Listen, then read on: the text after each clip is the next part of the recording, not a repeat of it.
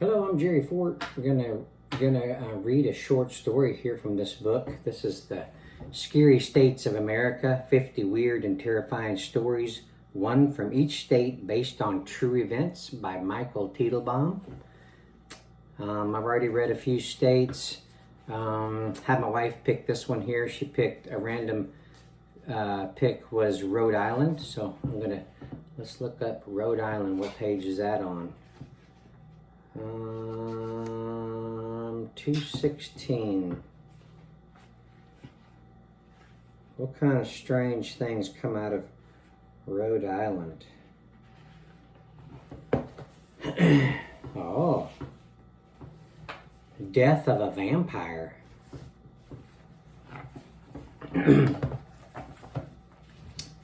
Okay, I told you about my pal Goth Girl and what a total vampire freak she is. I thought our little adventure in that Mississippi cemetery was frightening enough, but then I got this text from her. Seems she's been spending a little too much time in cemeteries for her own good. So it's got GG485, I guess, Goth Girl. That's her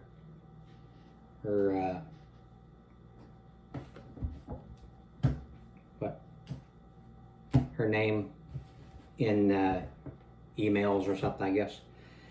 So she says, JS, see, Jace,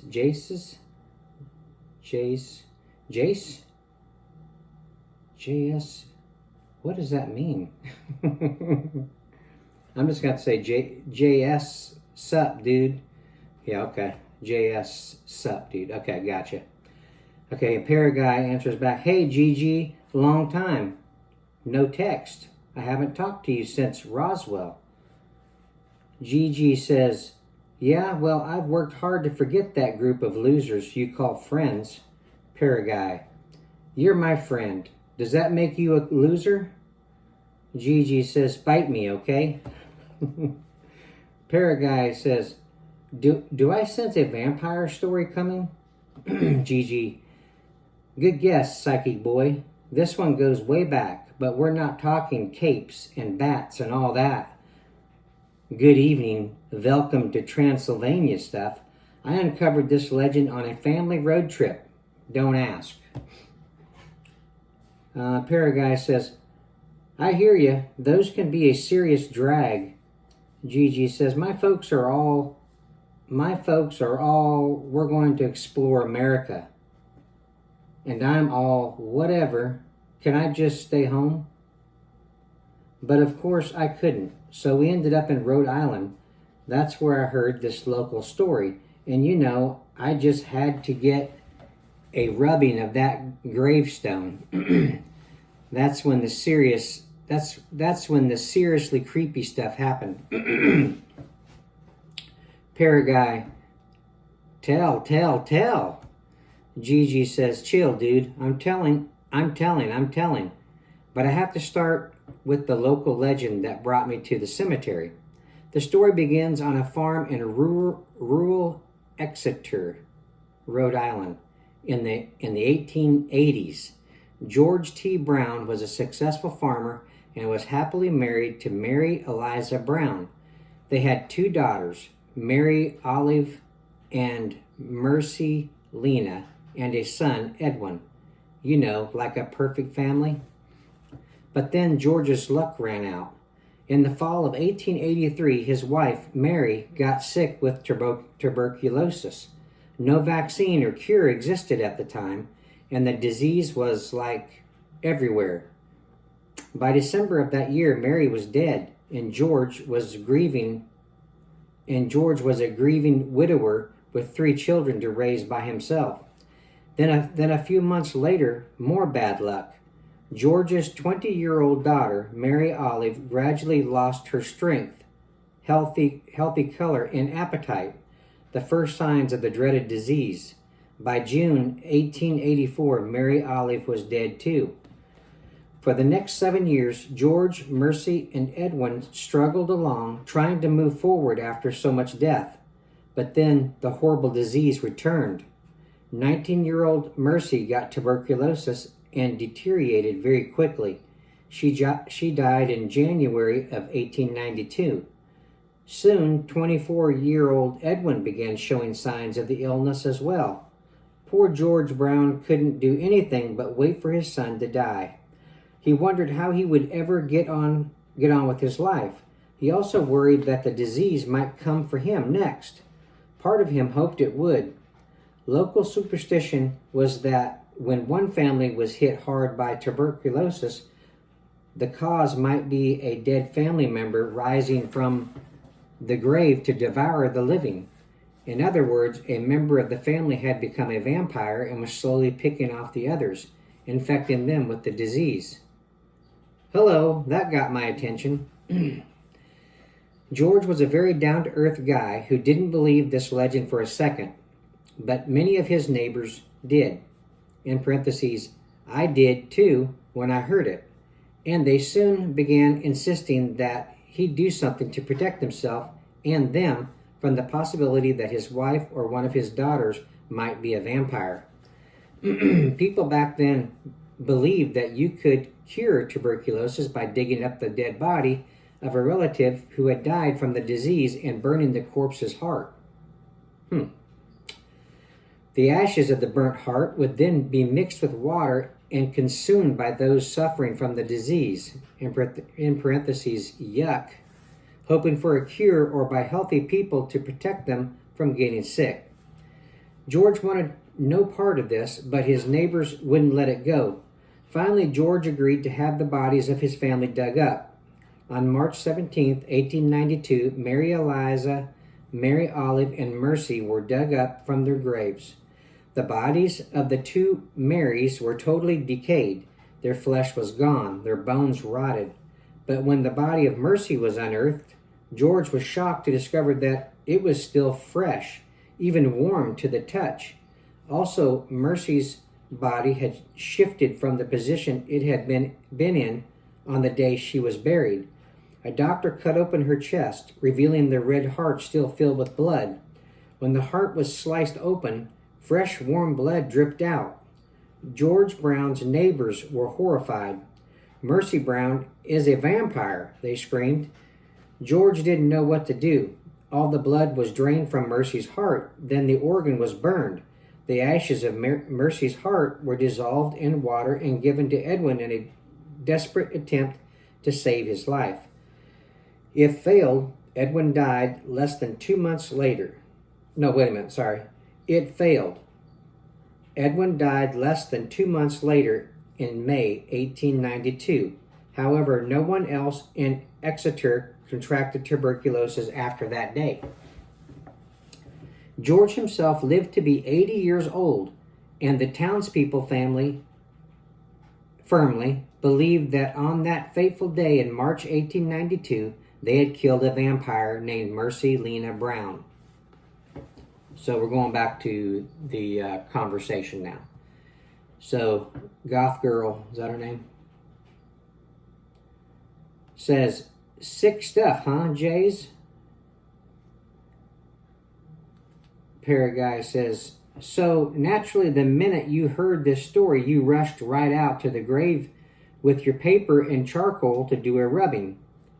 Gigi says, wouldn't you? Paraguy says, any sane person would. So what happened?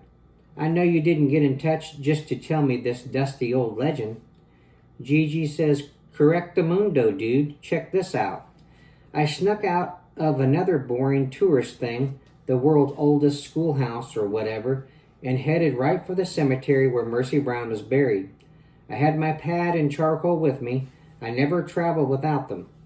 For all the fuss about the legend, it was kind of hard to find the grave. No big markers, no line of tourists, no plastic gravestone replicas for sale. Just a normal stone slab with her name and birth and death dates carved into it. I knelt down on the grave and placed my rice paper over the stone. As soon as my charcoal touched the paper, I felt like something had grabbed my throat. My chest grew tight and I started coughing uncontrollably. No way, I thought at first. I'm rubbing the grave of someone who died of TB and I started coughing. You and I both know that weird stuff happens, but this seemed too obvious. Maybe a bug just flew down my throat or something. I tried again, and this time, no coughing. As I finished transferring the image of the gravestone onto my paper, I heard what sounded like a woman crying. I looked around. This was, after all, a cemetery, so mourners would be expected. But I was completely alone. A second voice joined in on the chorus of sobs. Then another, and another. Some of the voices were female, some were male. I stood and slowly backed away from the grave. The sounds of crying slowly morphed into coughing. One by one, the voices barked out horrid, raspy, gut-churning coughs. Then my throat seized up again, and I had my own hacking fit. I turned and ran from the cemetery, gasping for breath. As soon as I stumbled back out through the front gate, my coughing stopped, and my breath returned to normal. I rolled up my new rubbing and headed back to meet my folks. I decided to keep this little adventure, like so much of my life, to myself. My parents wouldn't believe a word of it anyway. Our happy little family trip finally ended. Back home in my room in Mississippi, I unrolled my new prize and tacked it up on my wall. But that night, I woke up covered in sweat, feeling sicker than I ever felt in my life. I'm getting TB, I thought. I caught TB from a woman who's been dead for over 100 years. Through my fevered haze, I flipped on my lamp and looked over at the gravestone rubbing. Was I hallucinating? Blood oozed from the paper, running down in thin red streams that began to form letters. M-E-R-C. The blood was spelling Mercy Brown. I turned away from the wall. That's when I caught my first glimpse of her. Standing silently in the dark corner was a ghastly pale, dark-haired woman dressed in clothes from the 1800s. She stepped toward me now, raising her arm to reveal long, bony fingers. I backed up against my headboard, clutching my blanket around me. Like that would help. Was I delirious with fever, or had the vampire risen and come to claim my soul? As she stepped into the small pool of light cast by my bedside lamp, I caught sight of her throat, or what used to be her throat. The flesh of her neck was rotted away, exposing her bloody, diseased windpipe ravaged by the TB. This isn't real. This isn't real, I kept repeating to myself. That's when she lunged for me, her mouth opened wide, revealing long fangs that were brown and rotted with age and decay. A sickening hiss escaped from her lips, filling the room with the stench of death. She yanked the covers from my bed and grabbed my ankle. I tried to scream, but my own throat felt parched, damaged, silenced by her overwhelming presence. Then it struck me. The rubbing. I spun off the bed, crashing hard to the floor, but at least I had my desk and pulled myself up to a standing position. Let's see, okay. The vampire advanced toward me. I knew I had only one chance. Grabbing the matches that I kept on my desk for lighting candles, I scrambled to the wall, feeling the creature's hot breath on my neck. I tore the rubbing from its pushpin and yanked a match free of the matchbook. The vampire paused, her eyes opened wide with fear. Could she have known my plan? Then she lunged for me again, grabbing hold of my arms. Letting out a foul breath, she bared her fangs and dug her gnarled fingers into my wrists. I can't light the match. She's too strong. My head throbbed. My eyes burned. I'll only get one shot at this. I kicked out with my right leg, catching the vampire in her midsection. She stumbled back just one step, but it was enough. She had released my arms. I struck the match, its tip exploding into flame. I touched the match to the edge of the rubbing and tossed the paper into my metal trash can. As the fire consumed the paper, the vampire collapsed to her knees. Shrieking in pain, her whole body appeared to be enveloped in flames, though thankfully nothing in my room caught fire. The paper finished burning with a black wisp of smoke spiraling toward the ceiling. A second line of smoke curled upward from the spot on the floor where Mercy Brown had fallen. She was gone, returned to the grave for now. My fever broke instantly. My cough disappeared. I was bummed. I hated losing a gravestone rubbing from my collection. But you do what you gotta do, right, Jason? There you go. You know what to expect when you go to Rhode Island. What part of Rhode Island was it?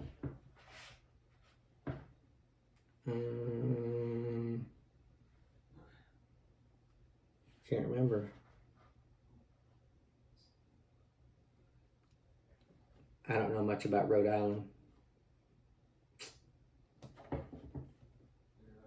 I don't see it. Pretty wild. Okay, there you go. If you're into the paranormal type stuff, sounds like a book that you'd be interested in. It's got all kinds of stuff from, it's got a story for every state. Check it out for yourself. Buy you a copy. Michael Teitelbaum, The Scary States of America. Get one for your collection. I thank you all for watching. I appreciate it, and we will see you on the next one.